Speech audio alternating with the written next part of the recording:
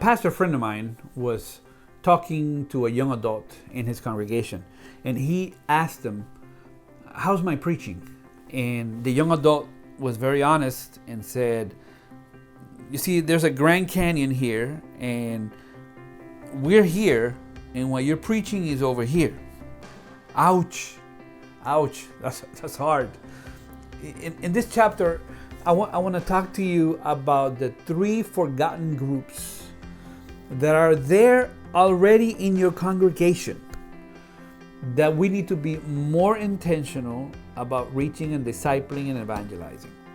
They are children, youth and young adults, and unchurched people that already are attending your congregation.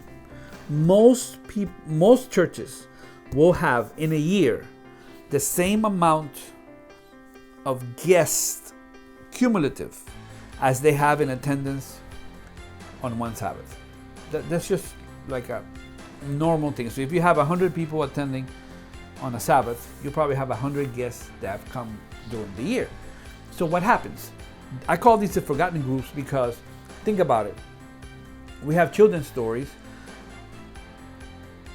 but when the service gets long, we cut it as the first thing. The worship service on Sabbath morning is designed for adults in the most part. So how are we engaging the children? It would be very damaging to our future generations if we tell them, this is not for you, this is not for you, this is not for you, and then when they turn 18, okay, this is for you now. It doesn't work that way. So the chapter addresses how to make this more intentional for children. Number 2, how to make it more intentional for youth and young adults. And you can use one of 3 ways. When you're preaching and when you're having worship service, you can ignore youth, or you can chastise them with every illustration about these youth today, and they're not doing the right thing, and they're not like they used to be, or these lazy millennials. It's not helpful. Or you can engage them and make sure that when we're talking and we're using illustrations, it's not always about my family, because you have a lot of single people there. It's not always about me and my kids, because you have a lot of people there who are not. And if you don't, you have to ask yourself, why don't you? Why would God bring to your church people that are all that demographic if all you do is talk above their heads? And then the guests, finally.